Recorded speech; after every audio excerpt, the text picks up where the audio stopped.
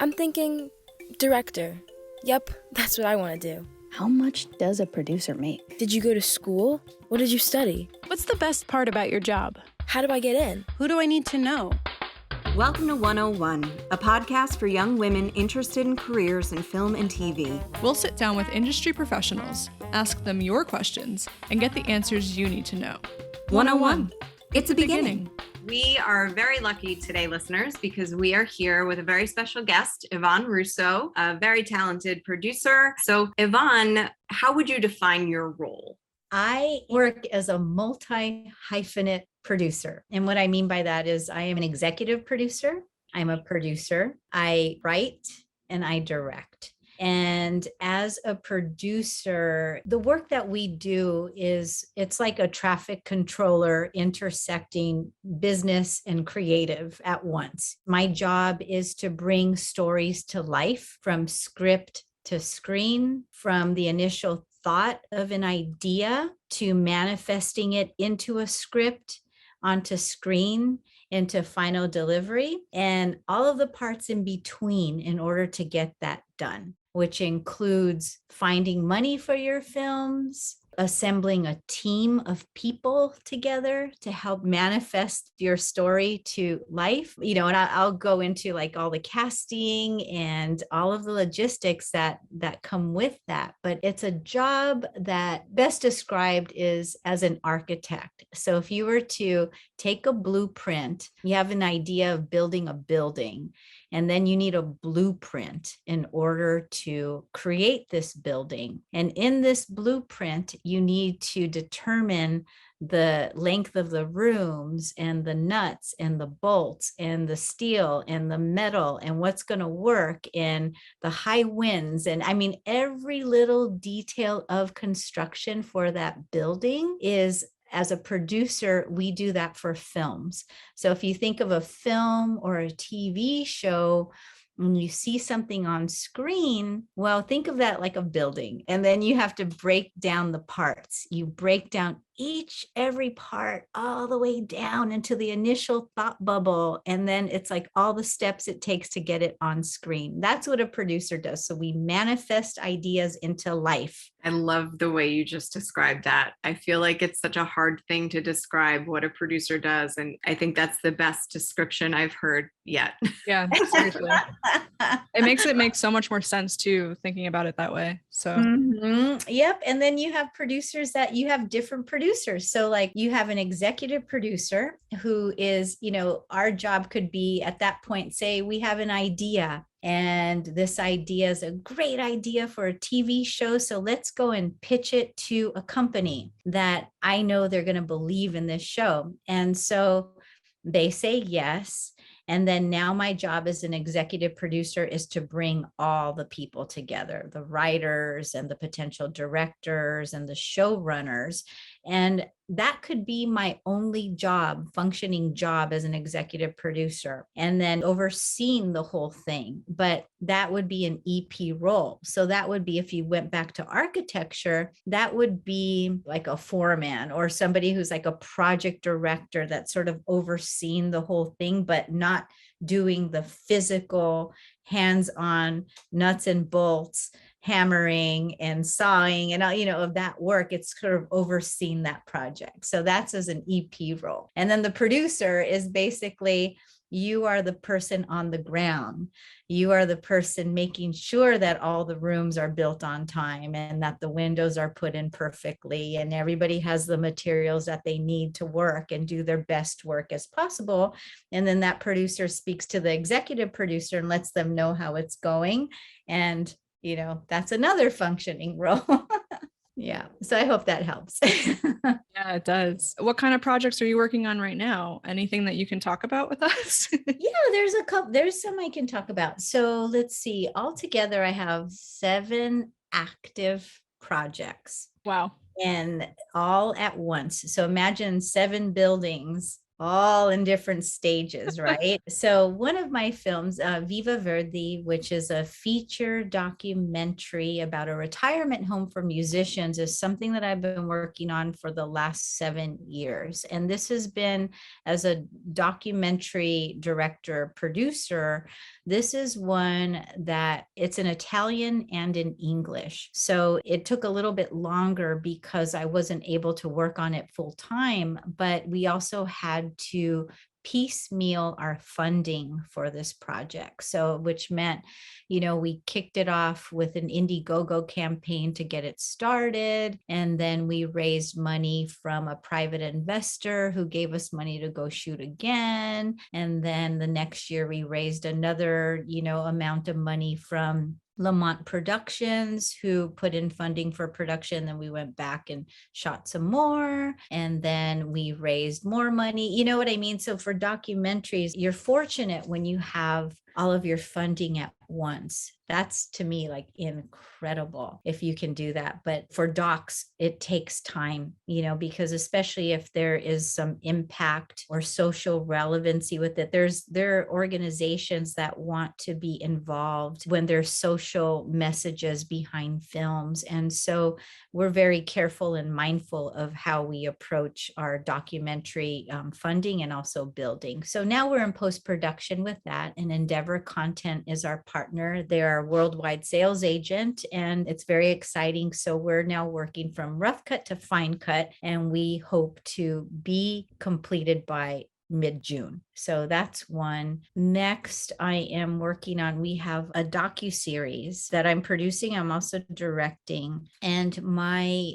executive producers are Caroline Waterlow and Amy Kaufman, and 9 Stories, Jake Gyllenhaal's company. And this is a story, it's a true crime drama, that is a story of Annie Mae Aquash, who was a Mi'kmaq woman from Nova Scotia who fought for Indigenous rights in the 1970s. So she was murdered. Her case was cold for over 30 years. And so we're reopening and doing a little investigating, but it is a story about a movement similar to Black Panthers and how the American Indian movement fought for sovereignty and for the rights of Native people in the United States. So that's something I'm also working on. I also have, an animation called Tiny Tot Nation that I have created and have received some funding from Vision Maker Media. And that is going to be a magical realism children's animation series. And then, 2 other TV shows that are scripted. So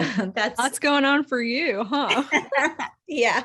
So it's great. It's all really wonderful. But when I say that too, it's all these projects are they're all active, meaning that they're all under contract, and we have our teams assembled and writers are writing and we're moving forward. But the great thing is that while one project is fully, say, for example, fully funded and it's going and it's in post, great. Like you do your post work, but you also have to step away. You let your editor take it on for a week and then you take a look at it, so it's not like I'm in it full time, and so then that gives me the opportunity to switch hats and then go, okay, what's next? And then something else is due, whether that's a narrative report, whether that is, the next draft of a script, or you're waiting for notes from so-and-so, or waiting for a director to compare a last draft and now put his take on the vision of the script, or it is writers that just submitted their outline,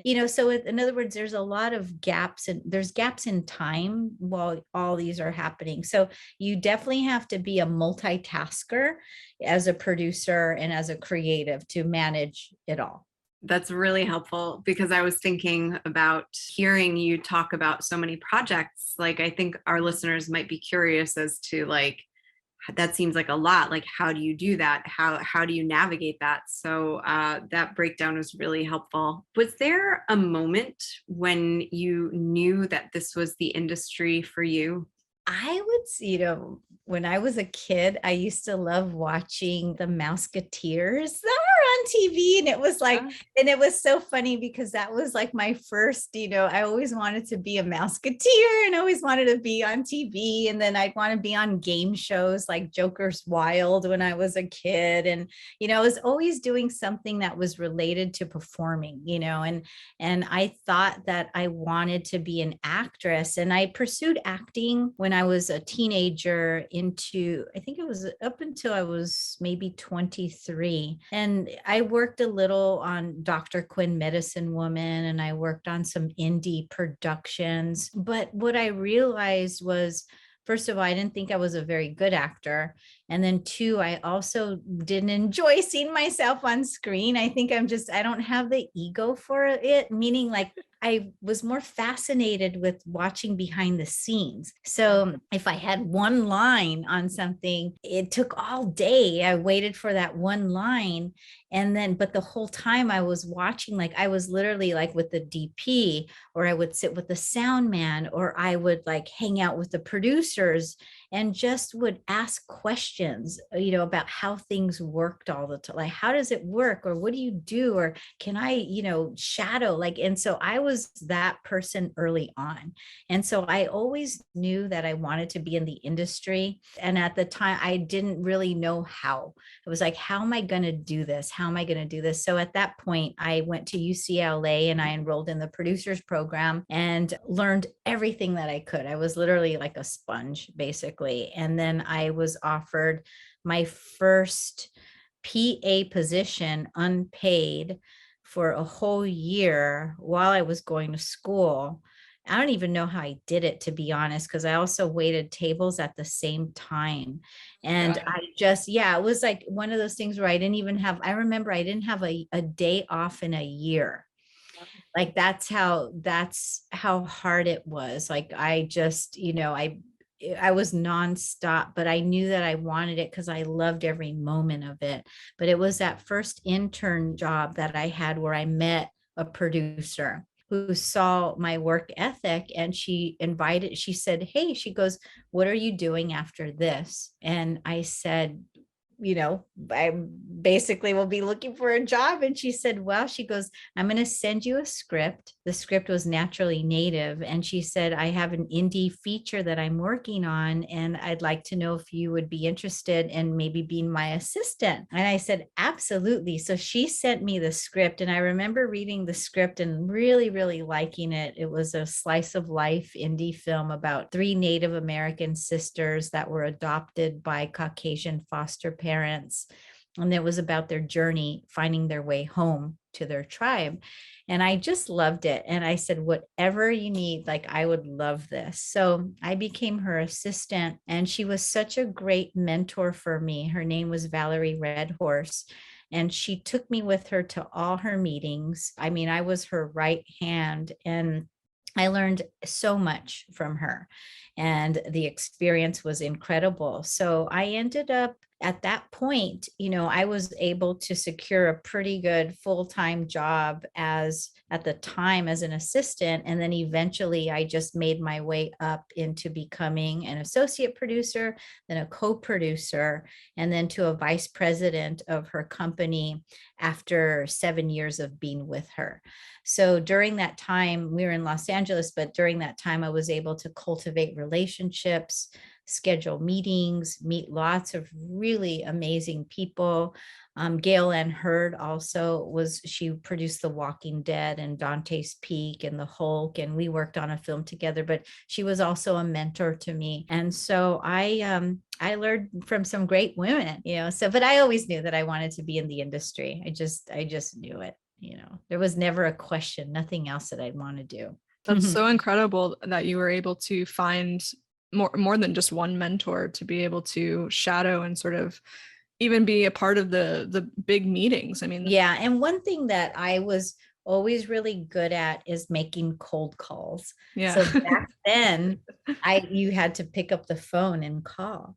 It's not like today where you send an email. So I would just cold call, and I would never be afraid. Like, I would say the worst they can say is no. Exactly. So what I would do is I would I would write to the president of studios, the heads of studios, as this young person, and I would find out who their assistants are and talk to them over the phone and say who I am. We want a meeting. Here's what we can offer. This is what we have. And then they'd say, great, we'll send over your information. And so at that point, we would send over packages, or did we do emails? We did do emails at that time. That was in 94. And it was funny because that's when the internet was actually becoming a thing. So think about this. Back then, we had pagers. They were pagers that had, you'd get a beep.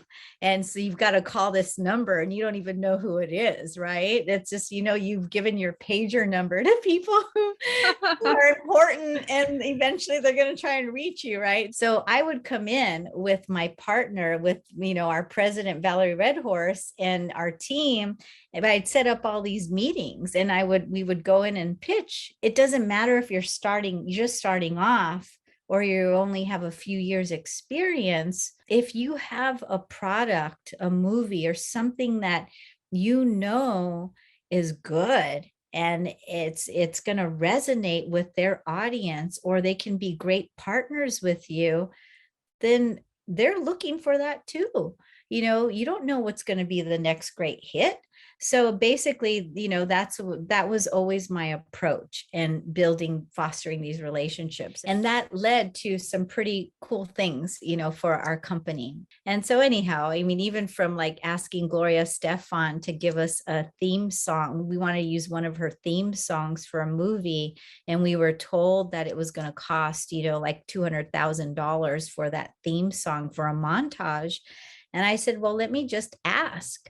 And so I asked, and I didn't hear anything right away. But then later on, Emilio Stefan, her husband, wrote back and said, sure, you guys can use it for free. So it's like, you don't know until you ask.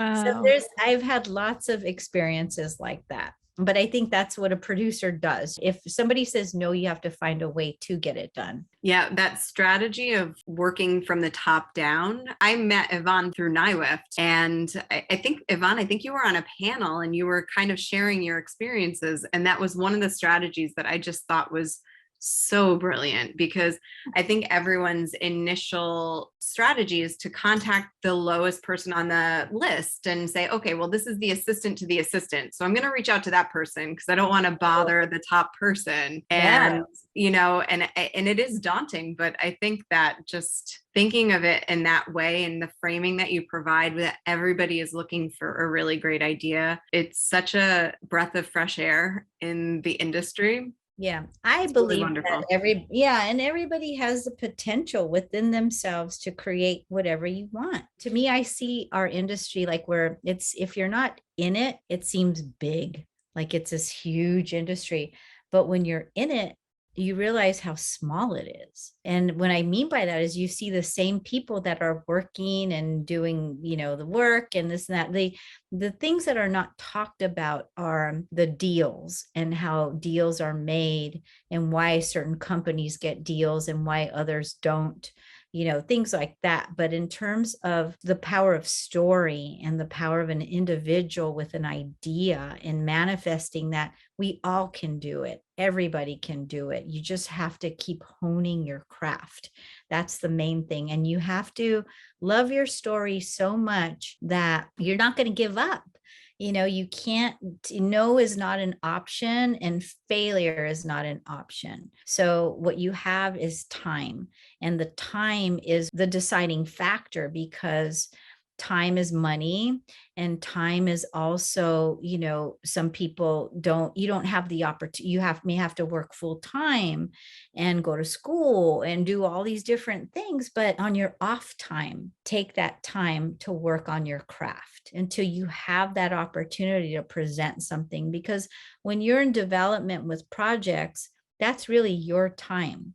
So there's no pressure coming from anywhere. And then once you do go from development into pitching and then to eventually getting an offer, there's still more time that it takes to actually go from that process to that next green light. So there's so many spaces in between that things happen from development to production. Those are the areas, that's where it's a lot of time, and you have to either have a sustainable income for yourself so you can do what you love, or find a balance to where, you can manage your cost and you can manage everything. So that way you have enough time to work on the projects as are needed, so that's really important. Yeah, it does.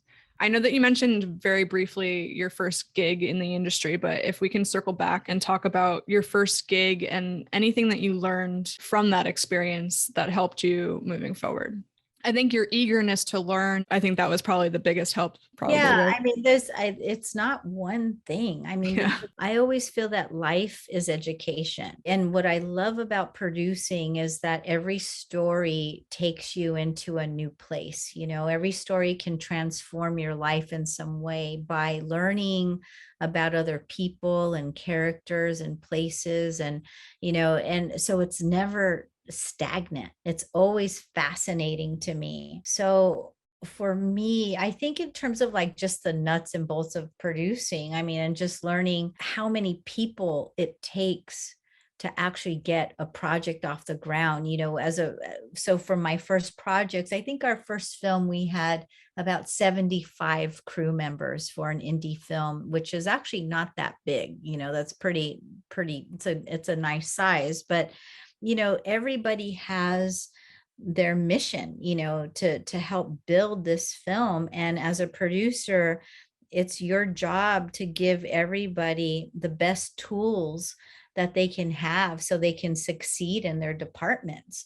That's one of the most important things. And in the end, it all comes down to money. How much money do you have to produce your show? How much money do you have to produce your movie? How much does the art department have to create their sets? How much do we have for hair and makeup? All of that, you want everybody to have the best of what they need to do their best work.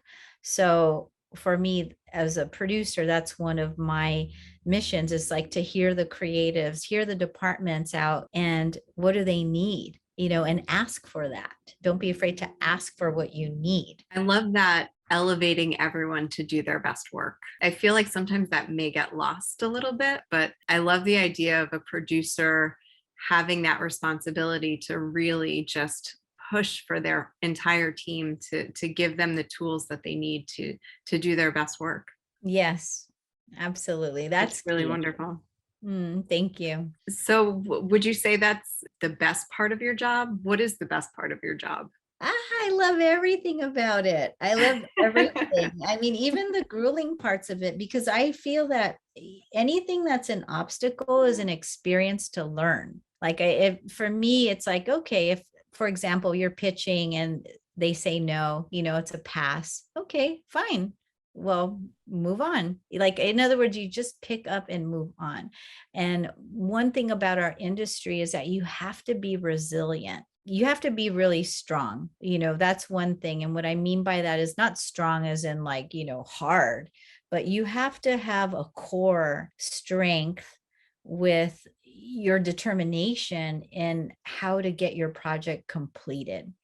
You have to find a way to, if one road doesn't work, then you try another and another until you finally get the yes, and then when you finally get the yes, then you have to work on, it's a constant forward movement of assembling, teams and people and keeping everybody looped in and having the communication and understanding, and these companies have to trust you as a producer. So if you don't believe in yourself, how's anybody else going to believe in you?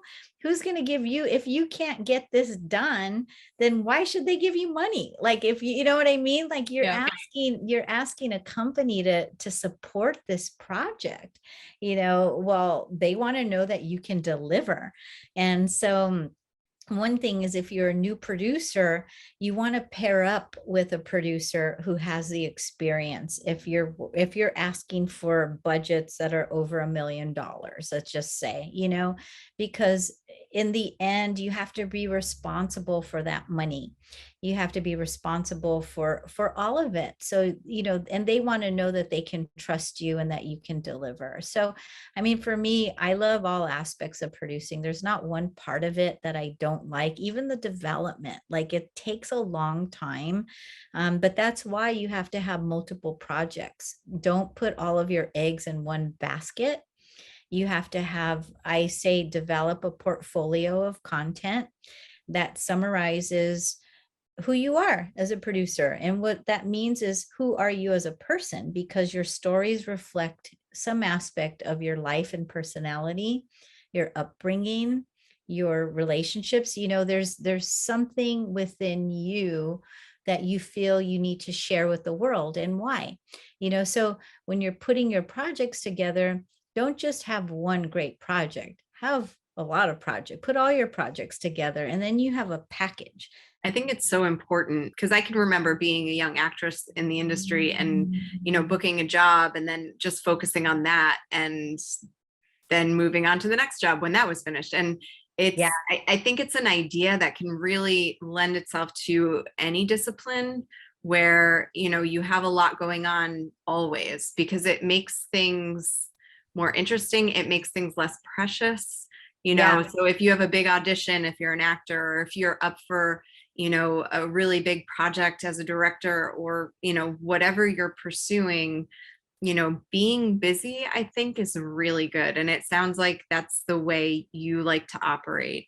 I do. It's, it's the knowing. In the end, it really, no matter what, you are responsible for all of your projects, not anybody else. You are. And so when you know you're going to do something and you are going to produce these stories, regardless of who's involved, you're going to do it. You're going to get it done. So it doesn't, like, for me, have your projects and work on them. It's almost like, I always say they're like children in a way, because you have some that are walking, meaning they're already in production, and then, they're going to be delivered. And, so there's like a 5-year-old, that's basically already like up and running and doing their thing. And then you have the babies, the infants that you're still nurturing and figuring out and waiting for your executives to give you notes. And, it's like, and that takes more nurturing, and so, like, you have projects that are in different stages. So I always say, like, you have like these little babies that are in different stages,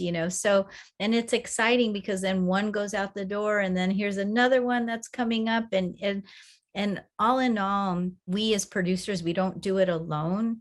We have our teams. Like, I can't, like, all of the projects that I work on, I have a team of producers that I work with that are really close friends and colleagues that I have worked with for a few of the projects. One of my producing partners, we've been friends for 20 years. And we've grown together in the industry, and we have strengths and weaknesses, and we help each other, and we have other friends that have been writers all this time and are now just getting the opportunities. And so we're, helping with their projects, and you can grow with your projects together. So none of these stories that I'm working on, I do on my own. The only one is really Tiny Tot Nation, which has been something that I've been doing completely by myself right now with one animator who's creating, but I'm writing and I'm the originator. But everything else, it's been a team effort. So I will not, it's a we industry. It's we do it together. So, Yvonne, we ask all of our guests to talk about the pay range that one can expect. So in your realm, can you map out for us what to expect starting out as a producer or a producer's assistant and working your way up the ladder? Okay. So when you're first starting out, I mean, I don't even know what the rates are when you're first. The thing with our industry is there's no standard unless if you're a director in the DGA, then you go on to the DGA and you can see what your pay scale can be, because it's, it varies per new media, per feature films, per TV shows. You can make a lot of money, doing that. But as far as producer goes, the PGA, the Producers Guild of America, has never set standards on rates because the budgets are so different for each project, which is really difficult. So, I mean, it's so hard. Normally it's 10% of a budget. So I'll just say That's that. great. Yeah. Yeah. So how's that for an indie feature? So if you have, a $5 million film, factor 10% of that. That's a standard for a producer. So, but you're not paid. So if you have a $5 million feature and you're paid 10% and it's $500,000 for that feature, well, you're not going to get that all at once. You have to keep in mind that spread out, and it could be spread out 4 years. For TV shows, you get paid per episode. Normally, producers are not paid during the development phases of projects. Normally, producers are paid when your project is green lit. So you can spend a lot of sweat equity developing your projects on your own, which means you're putting your decks together, your teams together, you're paying for your meetings, all that, those costs come out of pocket. Those are your development costs. And then when you finally pitch it, and let's just say that you get it to a streamer, or you get it to a company who says, yes, we want this, fantastic, and then you have a budget, you submit a budget, and then you are greenlit. For producers, it could be anywhere between, when you're just starting, it could be, they could try to negotiate. You're only getting like maybe 15,000 an episode, and you can go up to 75 or 100,000 an episode. But then you have to minus 10% for your agent fee. You have to minus a 5% for your attorney fees. You have to take out your taxes. And then when you do the math, you figure, okay, this is a real, your salary is much less than what the gross number is. So you have to be smart when you're negotiating your deals. I always recommend you have to have an entertainment attorney that knows the world, knows the space, who's negotiated TV shows, who's negotiated, feature film points, all of that stuff, because it's a lot of work. And as a first timer, when you're going out, you're not going to be offered very much because you haven't proven yourself yet, but you still want to negotiate. You have to have somebody negotiate on your behalf. As a producer, if you're not being paid a lot in the front, then you can get some points on the back, which means that you'll get a profit participation on the success of your shows or movies. Yeah. So I would say 10% of your budget is what you usually want to ask for. At minimum. Thank you for navigating that. We really appreciate you just talking a little bit about it so our listeners can just have a strong sense of what they're worth and what their work is worth and how to navigate it. So yeah, it's not regulated in a way where, for example, again, the PGA doesn't set a standard of minimums, but our industry does pay very well. And as a creative, when you get into the Writers Guild and you get into the Directors Guild, that's actually very good, because then you have these basic minimum wages. They can't pay you less than that, but you also you can't accept other jobs that are non-union either. But you also get your pension, you get your health care, all of that, because as an indie producer, you have to figure that out. if you're starting your own business, you need to set all those things up for yourself early on. So that way you are, you're safe financially. You're also saving for the future. You're not just living from, a paycheck to paycheck. It's, so if you're young, you're starting off, there's lots of great things you can do in the beginning if you're not working for a company and you're setting your own company up. You know what I mean? Yeah, for sure. I was hoping that you might be able to share some of the best advice that you've either gotten or you could give to our listeners. Well, first, I always say failure is not an option. If you get stuck, take a step back for a minute and then find a way forward. If you keep on pressing forward, you will eventually open up that door. Again, your story is king. Your story is everything. So in order to tell that story, if it's a good story, it's going to find a home. So believe in your story, believe in yourself. And then also remember that this is a relationship business. It's so much as on referrals too, based on referrals. So you always want to do your best where you are. There's no such thing as a small job in making movies, films, TV, entertainment. Every aspect counts, so there's no small job. And so even when you have your first PA position, you could have your master's in cinema, but you're still going to start off as a PA. I can guarantee you those producers aren't going to say, oh, there's a master's of cinema, I'm going to start her off as a producer. No, because you have to learn the ropes, and the ropes are a relationship business. So that means you've got to be have your feet on the ground, you see everybody eye to eye, you understand them, you listen, you're a good listener, and you help everybody. You're a helper, you're, facilitator. So you just do your best work where you are. That's the most important thing, and be fully present. I love that idea of everybody being a helper. Mm-hmm. I feel like life would be so wonderful if everybody just remembered that. Yeah. Meredith, do you want to take the last question? Yes. Well, it sounds like you're inspired by real stories that haven't been told just yet, but are there any directors or films that you have seen, any directors that inspire you or influence your work? Do you have a favorite film? My favorite film. Oh my gosh. I should have a whole bunch. I know I have a lot of films, but for now I'm like, yeah, Alejandro Inarritu. I love his work. I've always loved Amores Perros was one indie film that I just love so much. And he eventually, went on to produce all these like incredible works of art, Babel and Birdman. And I mean, he's done like just wonderful, wonderful projects. I love like Coda, Sean Hayter. She's like one of my favorites. She produced Tallulah, which was a Netflix film before she won Coda. I think she's a really brilliant storyteller, and I love her work as a director. I think I would say like those are the two right now that are coming to mind.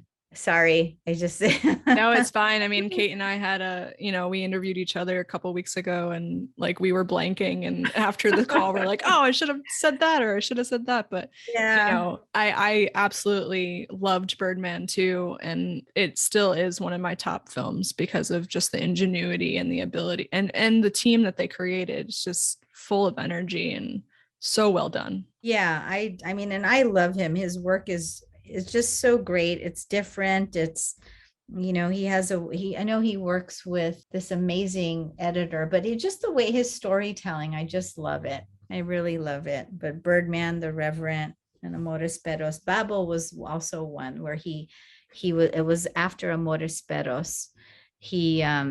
You'll look at the editing and the cutting and how he kind of used the same technique when he did that. But great movies. Wow. Yvonne, thank you so much for joining us. I mean, I've learned a ton, so I'm sure our listeners have as well. We're so grateful that you joined us. All the best to you and all the things that you're working on. Thank you so much. Congratulations, Kate and Meredith. It was so wonderful to meet you too. And I look forward to your podcast, but also your next productions as well. Thank you. Thank you. There are things in the works and we're excited too. Thank you so much, guys. Bye.